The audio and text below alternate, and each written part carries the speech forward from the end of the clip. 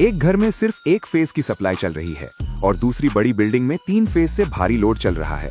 आखिर distribution board यानी dB layout में क्या फर्क होता है? चलो 3D में पूरी तुलना आसान तरीके से समझते हैं। सबसे पहले समझते हैं सिंगल फेज डीबी को, जिसमें एक फेज, एक न्यूट्रल और एक अर्थ वायर आती है और यही सप्लाई पूरे घर में बिजली पहुंचाती है। इस सप्लाई की फेज वायर सबसे पहले मेन एमसीबी में जाती है, जो ओवरलोड और शॉर्ट सर्किट से पूरे घर की वायरिंग को सुरक्षित रखता है।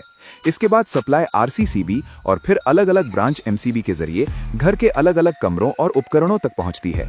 इसी वजह से सिंगल फेज डीबी छोटे घरों और कम लोड वाले स्थानों के लिए इस्तेमाल होता है, जहां पंखे, लाइट और छोटे उपकरण चलते हैं।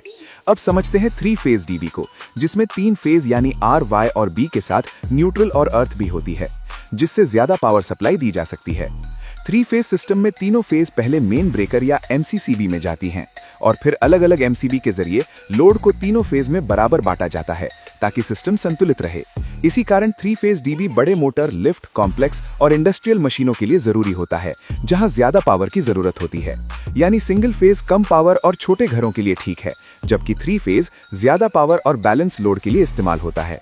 लेकिन यहाँ एक जरूरी बात याद रखनी चाहिए कि अगर 3 फेज सिस्टम में लोड बराबर न बांटा जाए तो न्यूट्रल वायर पर ज्यादा करंट आ सकता है और वो गर्म होने लगती है, जिससे खतरा भी पैदा हो सकता है। अब आप पूरी तरह समझ गए कि सिंगल फेज और 3 फेज डीबी लेआउट में असली फर्क क्या होता है। अगर आप ऐसे ही प्रोफेशनल 3D इलेक्ट्रिकल और इंजीनियरिंग कॉन्सेप्ट आसान तरीके से सीखना चाहते हैं